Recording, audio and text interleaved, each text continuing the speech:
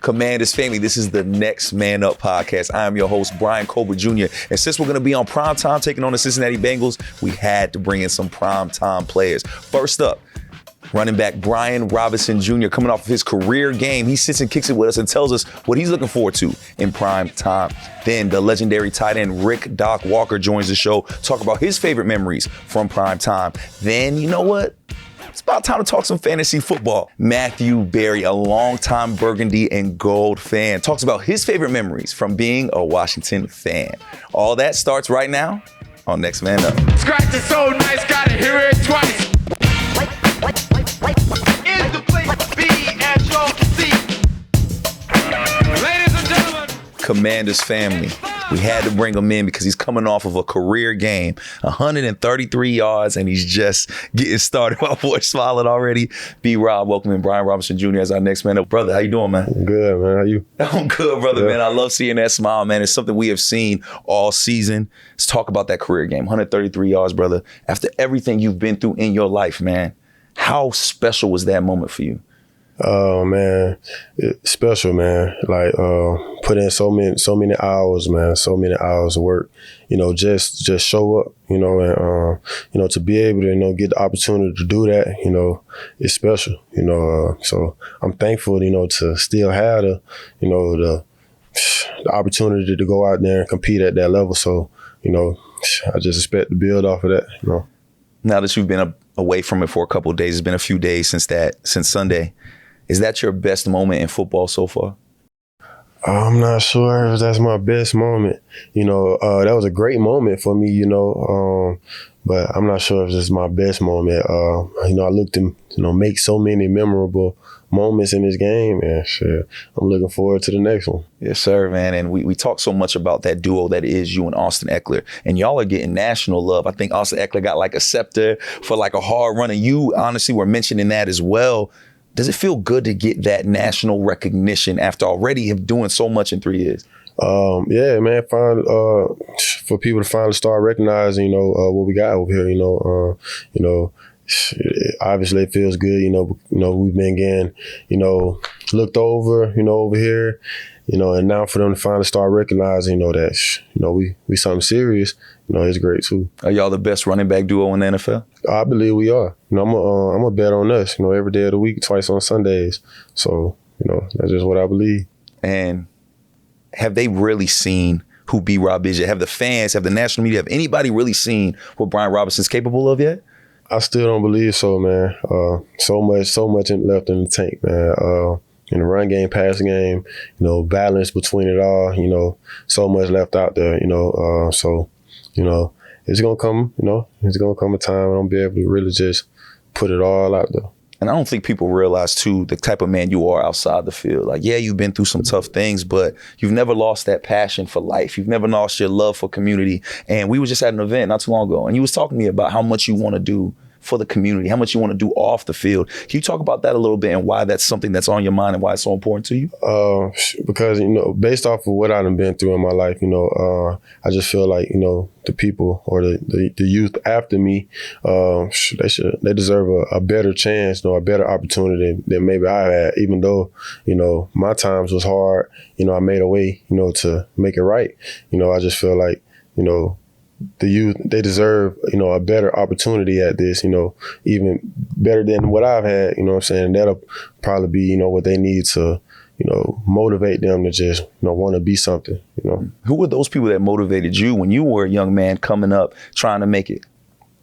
I had, idols and, everybody I was fans of, growing up, and just people that I watched, do it at a high level, and, I had my family and my friends, that, shared different experiences to just help mold me and guide me, the right way. Just made sure I was, in all the right places and doing all the right things at the right times. So there's a lot of people, kind of played a factor in that, so, I just want to be the guy, who's, on this level and that can give off so many great examples and to motivate, the youth to want to, chase these type of dreams. Do you have to remind yourself that you're in that part of your career now? Because you're in year 3 now, right? You're a leader, you're a role model. Is that kind of a weird transition for somebody like you who's still so young? I wouldn't say it's a weird transition because it's obviously, somewhere I've always wanted to be. So to be here now, it's bittersweet, to be able to, have that impact on people, based off, how I walk and how I talk and, how I try to connect with people. So, for them to even look at me, like that, it's a blessing. So I just want to make sure I'm always, giving a great example. Yeah, and you set a great example every time you step on that field. And one guy that's watching, of course, is our rookie quarterback, Jaden Daniels. What has it been like watching him develop through these first 3 games? Man, it's been great. I was, interested to see how it's going. It's always going to be interested, just see, how rookies, take their first snaps and, develop over time. It's a progress. It's a work in progress for sure. And, just to be able to see, every step of the way for him and to be in his corner also to just help him, be in certain places and, I feel like I play, some type of role in just his development. So just seeing him grow, it works for me. I love it for him. And so many people talk about what you and Austin can do for his growth and his game. What has he done for your game? Because you've played with a few quarterbacks already. What has his game and his style of play done for your game? Just him being himself, is enough. He's a threat, whenever he's in the game, whenever he got the ball. So, I feel like that naturally takes pressure off of me and the running back group. So, him just being, who he is, his presence is enough. Even when he started making those plays that we know he can make, it's going to get even better for us. So, excited for it. And you use the word pressure. Man, you're going to be on primetime, Monday Night Football, going against the Cincinnati Bengals. Is there added pressure in that, knowing that all the eyes are on you? Nah, man. Like I said, man, I got the experience. I played in primetime games, and bigger primetime games. I'm not trying to belittle this game, saying it's smaller than the next, but I played in big time primetime games, and where when the lights come on, that's who I am. And that's obvious, because as soon as I say primetime, a smile comes on your face. Every time I say it, what about those moments make you just so ready to go out there and ball when a lot of people would kind of fall back and kind of fall in the shell of themselves? Because, man, all the light, the light's on you, it's up to you to just go show the world, what you can do. And I'm not shy of none of those type of moments. I'm ready for those moments. I'm ready for the lights to shine on me and for, the world to see like, yo, this me out here doing my thing. Like, this is what I do, whether it's on prime time or just 1 o'clock or Sunday, it's time to get down. Yes, sir. And last question for you, B-Rob. What can fans expect to see from their Washington Commanders Monday night against the Cincinnati Bengals? Man, y'all expect to see some physical ball, man. I think the guys going to be pumped up, prime time Monday night in Cincy. We on the road, we go in there expecting to take over. B, it's always a pleasure, man. I appreciate you, brother, and I'll see you out there Monday. Yeah.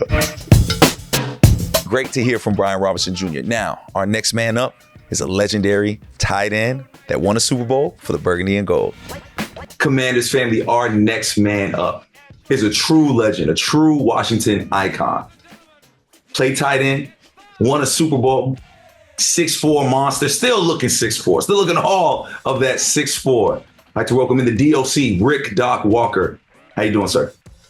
Happy to be a part of this. How are you? Oh, man, I'm so happy to have you, man. Yeah, I know you're a busy guy. I know you're doing a bunch of different things. So we appreciate you coming on because, when we talking tight ends, we had Zach Ertz on the show a little earlier. We have to bring you up. We have to bring you in because you paved the way for a lot of these guys. So first things first, how are you feeling? You're seeing Washington. You're seeing all these changes. You're seeing guys like Zach Ertz, Bobby Wagner, these veterans choosing to come here and play for this team and rep the Burgundy and Gold. How does that feel as a legend? Well, it's my 14th change over since I've been here since 1980. So, and I do this like you do it. We do it professionally, and I'm all about the wins, and I want to see them win a championship. And so I'm dying slowly.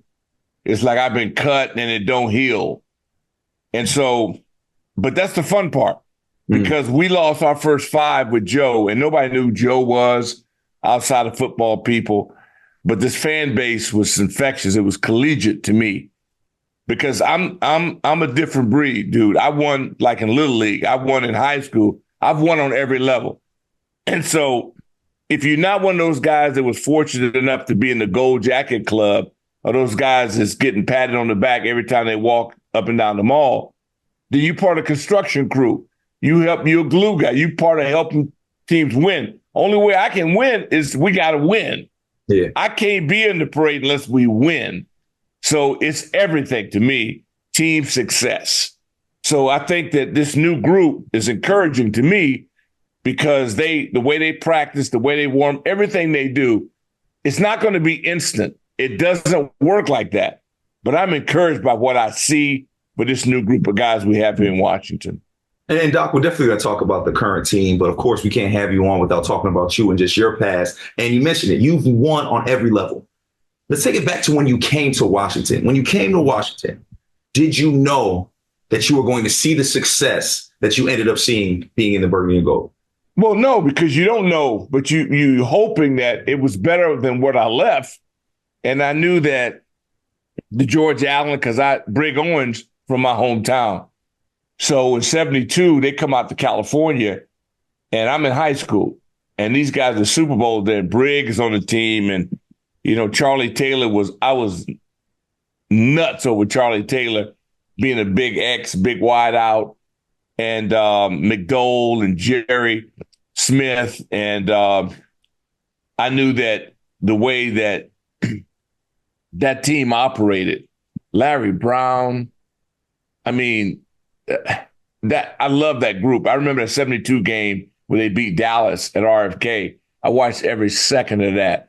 So when you in high school, you got the posters up in your bedroom, the whole 9 yards, and Briggs, my guy, from your hometown, and they come back and they stay at the Saddleback Inn in Santa Ana, California. And one of my best friends, Myron White, his father was the head chef there, so we had access. All these little things are happening. And they had a hell of a team. Sonny got hurt, so Billy's playing. Billy's a Bruin. And so I love Kilmer even to this day. But they fell short, And the Dolphins, the undefeated Dolphins, all that's vivid to me. So to get here, be in this town, and be in Georgetown and see the spirit, people were like nuts. Team wasn't great, but you couldn't tell. These people adopted you. They correct. It was nuts. We went 0-5. People still at the airport waiting when we landed, and we're humiliated. And these people never gave up. They embraced us. So when we started turning the corner, then it became like, you like the Beatles. They treated you like a rock band, a rat band. We were like every special team stars. Whatever you did, as long as you were in burgundy and gold, you were family. No racial division, none of the silliness, nothing. And it's the purity. I think the stadium had a lot to do with it. The luxury suites didn't exist. Everybody was kind of together. The people out there smoking on the outside, they were all together. Sometimes access and the more luxurious, you isolate yourself from quote to quote fans. Everybody was together.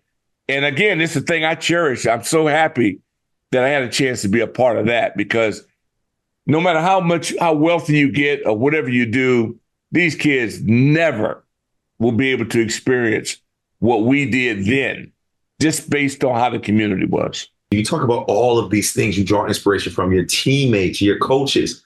You got to play with and next to one of the best our group lines ever, right? The Hogs.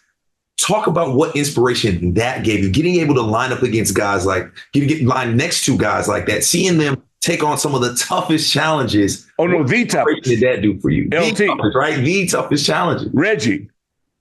No, Steel Curtain, Doomsday. And every level has its own challenges. These kids are going up against the best. Parsons and boys, wicked. If you look at Pittsburgh, now Cleveland, there's 4 monsters in the game. There always is. And the Jets found out the hard way. Now, when you don't have one, because there's only 4 or 5 of them. Right. There's 32 teams. They talk about the quarterback and how there's not, so there's 12 of those, but there's only 4 or 5 edge rushers out of 32.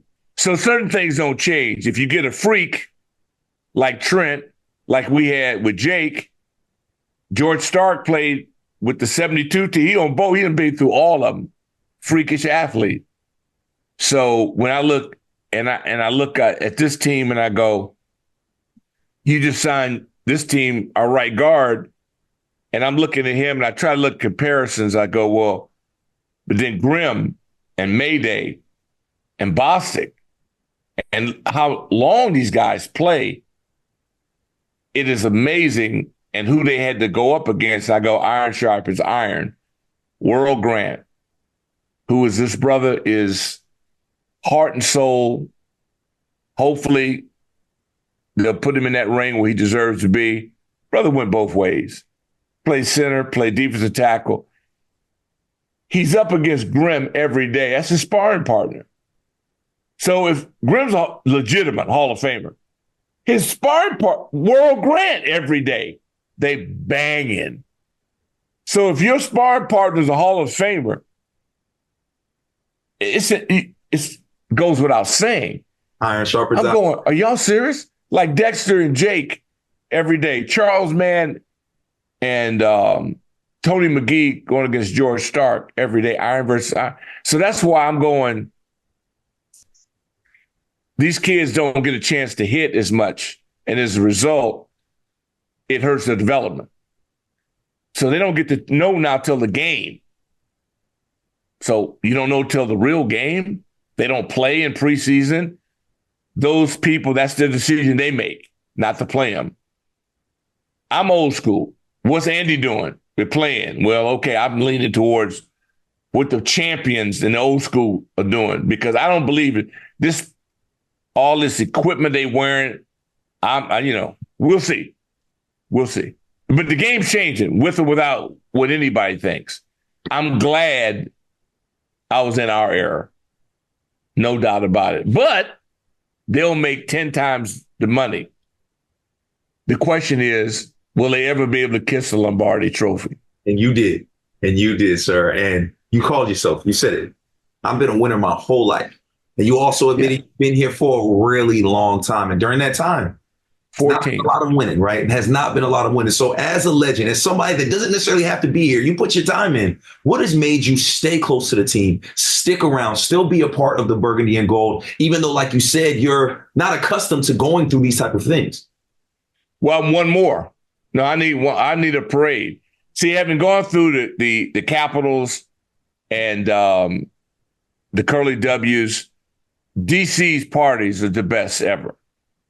So I just have got to have one more parade and with the burgundy and gold. And then love this place. But to take winter out of my life, it's mandatory.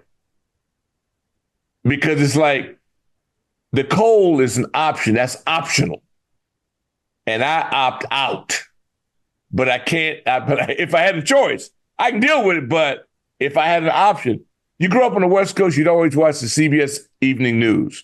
My boy Cronkite, and they'd be showing them pictures. I see Michigan, I see Minnesota, wind blowing. I would ask my mom, why do people live there? Why don't they just move here? And she would say, baby, you don't want it. If they all come out here, we being in the ocean. And she'd say, and I just think, we're military, so wherever you go, bases and whatever. But then you should grow up and realizing that some people love it. Some people like the seasonal changes. Some people like Florida. Some people like Arizona. Nowhere in the world like it. It's too hot. But some people love it. So once you pick your extreme and you got an option to pick your climate. But I cannot pull out of this one until another parade. And that's my thing. Because these people were so good. They were just too good to us during our run that the only way you can give it back is to support the community throughout this painful period we've gone through. Well, I think fans are hoping those glory days are on the horizon, looking at a guy like Jaden Daniels. You bring a guy like that in with just charisma, so much talent, so much know-how. You got to feel like some good things are coming. Talk about Jaden Daniels a little bit and what you see from him from the small sample size we've got so far.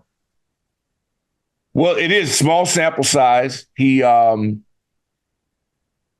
he's got a gift, and a gift that only 2 or 3 people have in the entire league. And that is he's elusive. He's got a gun. We didn't get to see the gun. I want to see the gun.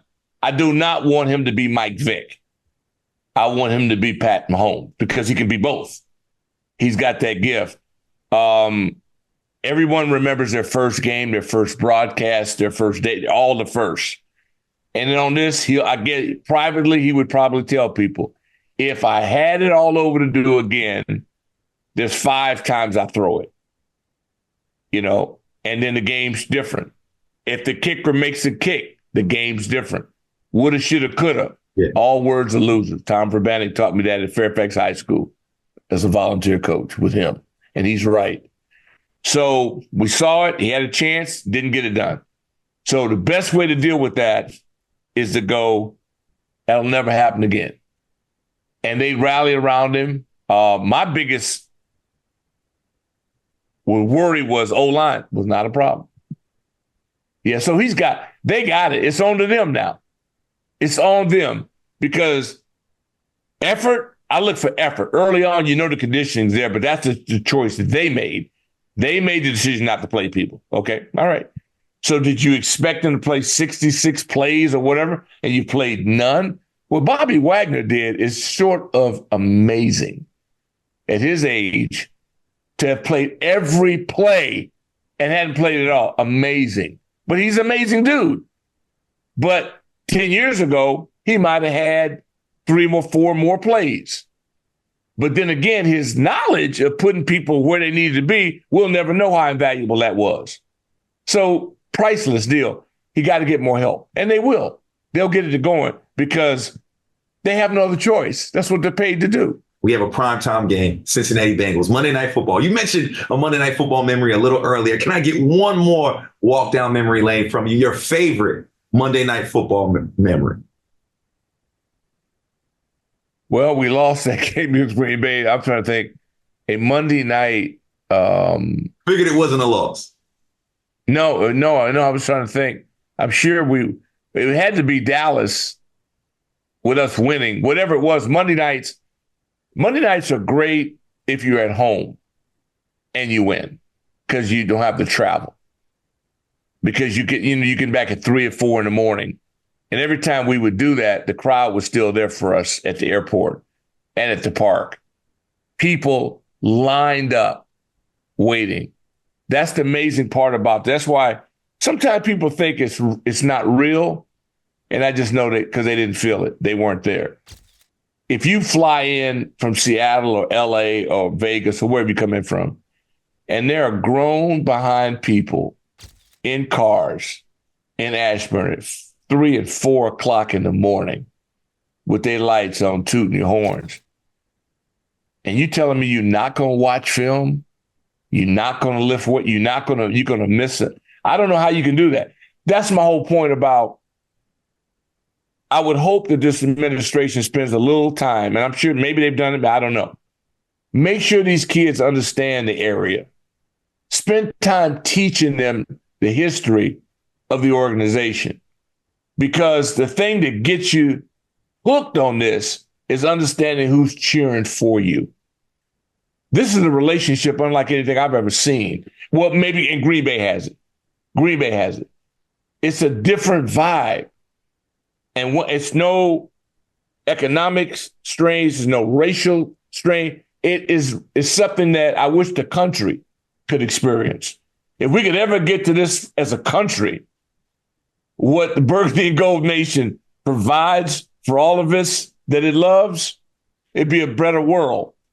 Because this thing is unlike anything. And I've been around and I've covered sports for a long time. This is rare because usually they won't love you unconditionally. But here, yeah, we experienced it.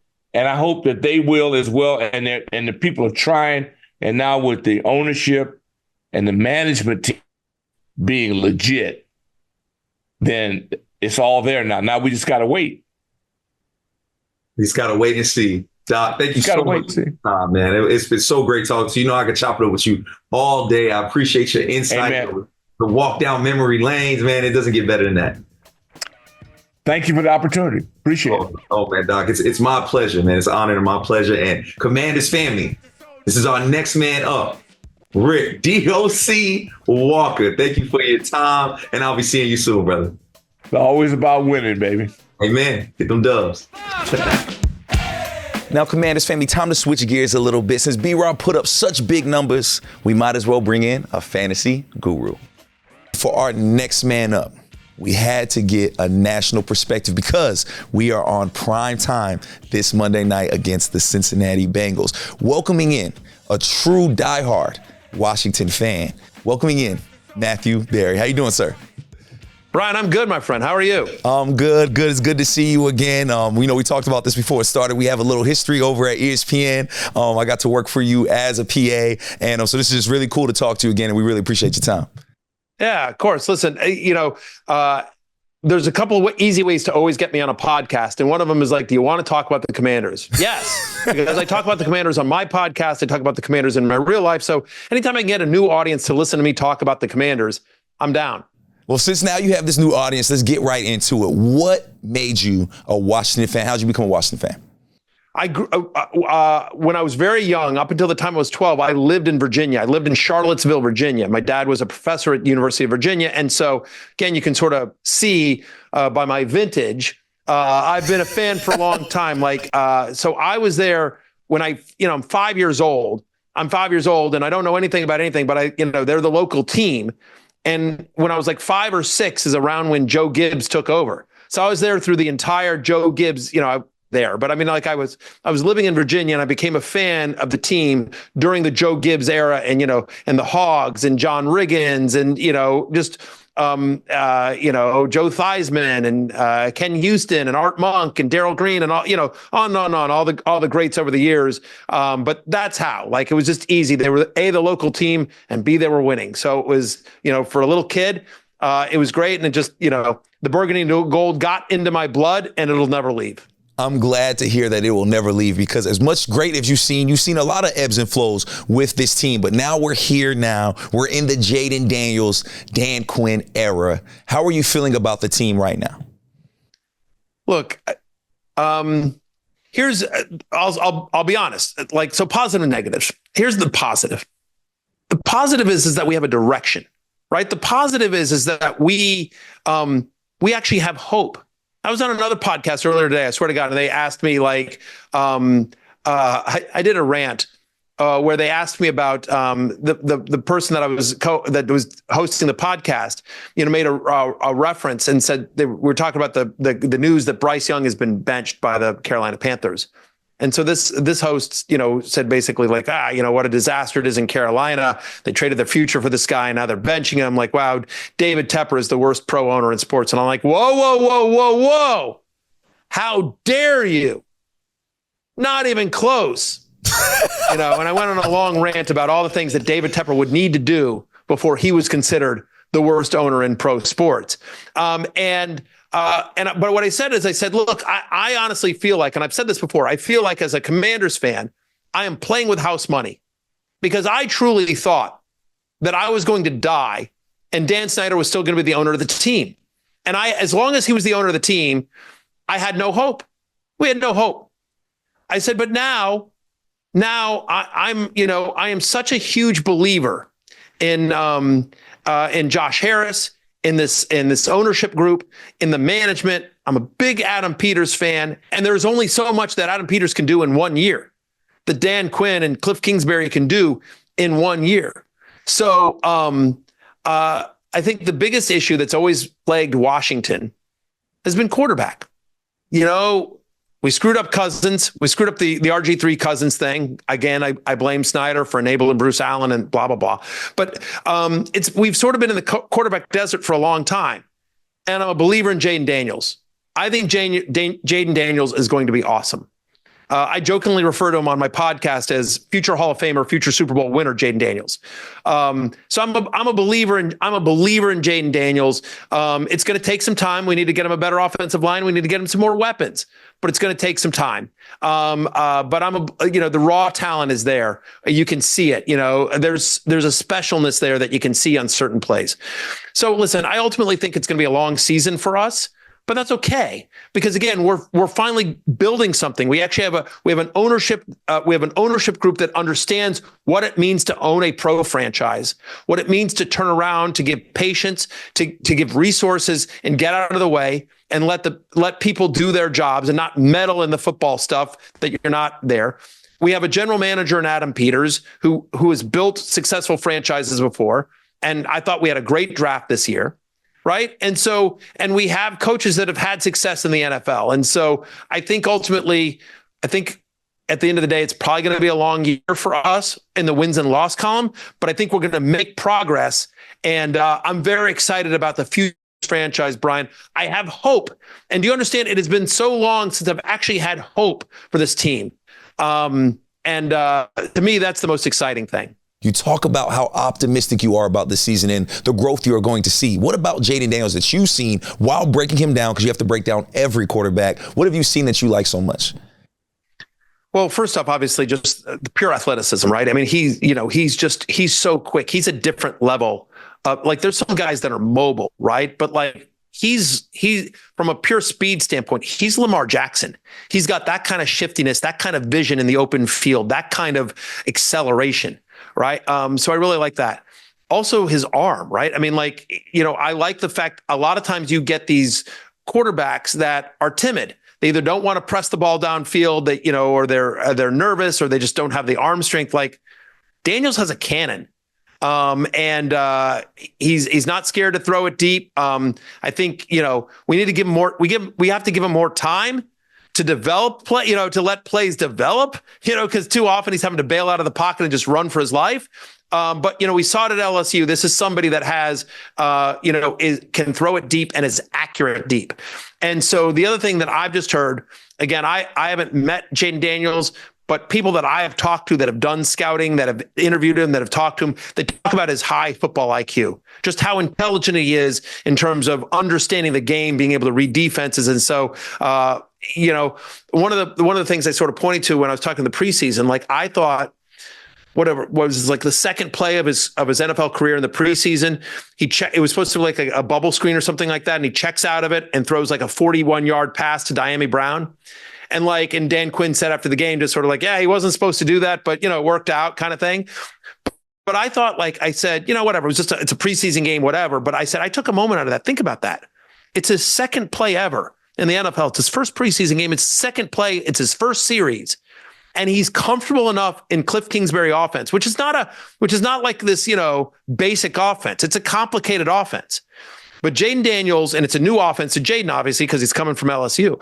But Jaden Daniels is comfortable enough in Cliff Kingsbury's offense that on his second play ever, he checks out of the called play to throw a 41-yard dime to Diami Brown. And I get it. It's a backup defense, but still, I just was like, okay, all right, there we go. He's picked it up that quick. Anyway, future is very bright with Jaden Daniels. Love me some Jaden Daniels. And that's just a great way to read that, right? Because again, how many times do you see a rookie quarterback do that in his first drive with a brand new offense, new coach, all those things? So that was a great point. And to your point about him getting comfortable in this Cliff Kingsbury offense, do you see Terry McLaurin starting to break out more as Jaden gets comfortable? Do you see him as a valuable fantasy target, a guy like Terry McLaurin at this point in his career? Hope so. I think what we need somebody else to emerge in this passing offense. The offensive line needs to play better, give him some more time. Daniels needs some more experience, but Terry McLaurin, pound for pound, is one of the best wide receivers in the NFL. And he has produced with a litany of quarterbacks throughout his career in Washington. I would argue that Jaden Daniels is the best quarterback he's ever played with. And so that chemistry will develop. I would personally like to see Cliff move him around a little bit more. That would be my, Cliff isn't asking my opinion, but I'd like to see him move around a little bit more, try to free him up, especially because at the moment we don't really have another pass catching option that you feel, if you're a defensive coordinator facing us, that you feel like, if you're facing us, you're like, okay, let's figure out what we're doing with 17. But like, there's no one else that you're like, oh, we got to make sure we got to stop Diami Brown or Noah Brown, or like we haven't developed that second pass catcher that's a real threat yet. I have high hopes for Luke McCaffrey, but again, like until that happens, there's going to be a lot of defensive attention on McLaurin. And so I think it'll be some inconsistent fantasy production until we develop that. But he would be my, but I do think better days are ahead for the Daniels McLaurin connection. Definitely going to take some time to see who that wide receiver number 2 becomes. But what helps with that is our dynamic run game. We have a dynamic duo in Brian Robinson Jr. and Austin Eckler. I want to focus on Brian Robinson Jr. because here all last season, all we kept saying was give Brian Robinson Jr. the ball. All of us feel that he is highly underrated as a running back, and we're starting to kind of see what he can do with more volume. How are you feeling about Brian Robinson Jr. and the way he's being used in this offense this year? I love it. And honestly, if you go back and you read my preseason love-hate and you watch any of my preseason stuff, I've talked about Brian Robinson on and on and on. And everyone was like, oh, Barry, you're a homer. You know what I mean? Like, such a homer call. And I said, I hear you. I fully admit to my Commander's bias. But I'm like, Brian Robinson is not only one of the toughest running backs in the NFL, I think he's one of the toughest people. The guy was shot, and 6 weeks later, he's on a football field. I mean, like this, I'm not trying to make light of that situation, but I'm just like, that's how tough this kid is. That's the mental acuity of this guy and, just the physical prowess of this guy. And I talked about the fact that last year, that one of the reasons I felt like the organization was comfortable letting Antonio Gibson go is because Brian Robinson showed he could be a 3-down back last year, that he showed he could be not just a grinder between the tackles, but that he actually had some nice pass catching skills. And I said this in the preseason. I said, one of my bold predictions this year was, if you go back and look at my bold predictions column, my 10 list of 10, and Brian Robinson was on my preseason love list. And he was in my bold predictions. I was like, double-digit touchdowns are coming for Brian Robinson.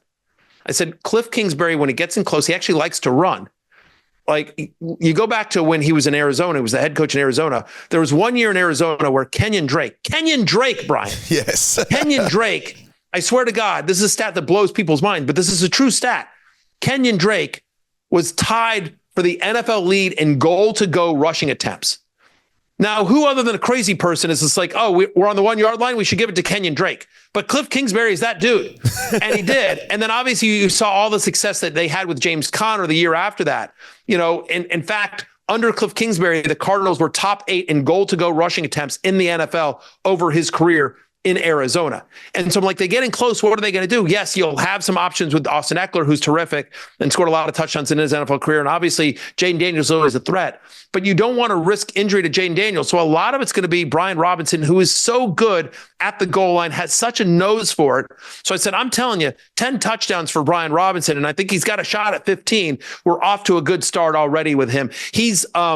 I think he's fantastic. I think he's so underrated. I think, Brian, the problem is, and problem may not be the right word, but I feel like if there is one small issue with Brian Robinson, it's that the Commanders just haven't been that good since he's been with the team. And also that his name's Brian Robinson. Brian Robinson's just sort of like, sounds like your apartment manager, right? You know what I mean? Like if he had a cool name, like Saquon Barkley, Devon Achane, I feel like he'd be a much bigger star. He deserves to be a much bigger star, but Brian Robinson is just sort of this kind of pedestrian name, as is Matthew Berry, by the way. Matthew Berry, a very pedestrian name, right? But give me a name like, I'm trying to think of, Christian McCaffrey, great name, right? You know what I mean? Like, that's a great name. Just think about any NFL player. Jamar Chase, that's a great name. Austin Eckler, great name. Jaden Daniels, great name. Brian Robinson is just like, I like to think Brian is an exceptional I think I went to college. People are like, oh yeah, Brian Robinson. Where do I know that name? I think I went to college with Brian Robinson. Yeah, I think he was my lab partner in chemistry. Like Brian Robinson just sounds like, it's just like whatever. It's not a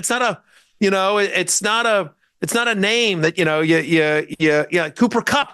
That's a great name. Kyron Williams, great name. I don't know. I personally love the name, Brian. B-Rob, if you're listening, just know I think you have an exceptional name. I'm just telling you, you asked me why the guy isn't a bigger star, because he should be, because he's one of the best running backs in the NFL. I love the player. I absolutely love the player. I'm just saying it. I think name, it's also, again, if he was on a better team, maybe. Hopefully Monday night. Hopefully Monday night. We haven't had that many primetime games, right? As well, so that's part of it as well, I think. And those primetime games are where you can make a name for yourself. So let's move forward to that and talk about our defense, because Cincinnati has some weapons on that side on the offense. How can our defense capitalize in prime time and make things a lot harder for Joe Burrow and company? Well, to answer your question, how are we going to be able to do it? It's got to be the defensive line. Our secondary is, our secondary. We have to we're going to have to get to Joe Burrow quickly so that we disrupt the pocket. Our defensive line, we're going to have to bring pressure. We're going to have to be creative with our blitzes, and we're just going to have to get to Burrow as quickly as we can so that we can't give time to get Jamar Chase down the field. And I think also we have to hope that T. Higgins is out again. And then we've got to bracket, and we've got to double and triple team Jamar Chase, and like if we get beat by Trent Irwin and Andre Yoshevitz, then so be it. But let's not let Jamar Chase beat us because he can single-handedly. To me, that's how I would approach it. And I'm sure Dan Quinn and the staff are already hard at work on this. And Matthew, of course, I have to ask you, the fantasy guru, one of the best to ever do it. So when you're coming in to week 3, which commanders should people start? Who are must starts going into that primetime game? We've already talked about them. Jaden Daniels and Brian Robinson for me. I think you're probably still starting Terry McLaurin and Hope in there. I will say that in leagues in where, if you're in a deeper league and you're sitting here like, I just lost Evan Ingram, I need a tight end. Zach Ertz is getting more involved. I thought he had a nice game against the Giants as well. And as long, the issue with Ertz is health. But, I tell my daughters, I have 12-year-old daughters, and I tell them all the time, Brian, I say, listen, when you grow up, I want you to find a guy that looks at you the way Cliff Kingsbury looks at Zach Ertz. And then they're like, Dad, what are you talking about? And they walk away and they roll their eyes. But, that's my hope for my daughters, is that they find somebody, a life partner that looks at them with the loving eyes, the way that Cliff Kingsbury looks at Zach Ertz. So, Zach Ertz is out there a lot. And I do think he's, top 12-ish tight end this week. I don't know that he's a must start. I don't know that he's a fantasy superstar, but the tight end position isn't that great. And I do think there's some decent volume to be had there for Zach Ertz. The other thing I will tell you, and Brian, you tell me if I'm crazy on this, but this is something I've said on my podcast throughout the preseason. I said, I don't know when it's going to happen, but at some point this year, Luke McCaffrey is going to be a thing. Luke McCaffrey is going to be a thing at some point this year. I agree. So I have him stashed on a number of benches in my fantasy leagues. I wouldn't start on Monday night, but I do believe that Luke McCaffrey's skill set and what Jane Daniels likes to do, I do think at some point Luke McCaffrey is going to emerge. And Matthew, to your point, that's a great analysis, because Luke McCaffrey is brand new at wide receiver. This is only his third year playing the position. So you only got to imagine how much better he's going to get. And I got a feeling they have some packages for him as Luke gets comfortable that are really going to show his versatility and how strong of a player he could be. For sure. For sure. Yes, sir. Yes, sir. And I can sit and talk football with you all day. I can't wait to update my fantasy rosters with all this great information. But I got to let you go. But one final question, and this is because I could just tell how much you love the burgundy and gold. Give us your favorite memory through all these years of you being a burgundy and gold fan and loving Washington. What is your favorite memory as a Washington fan? 3 jump to mind. I remember, obviously all sort of the Super Bowls, but specifically John Riggins against the Dolphins. I think it was 4th and 1.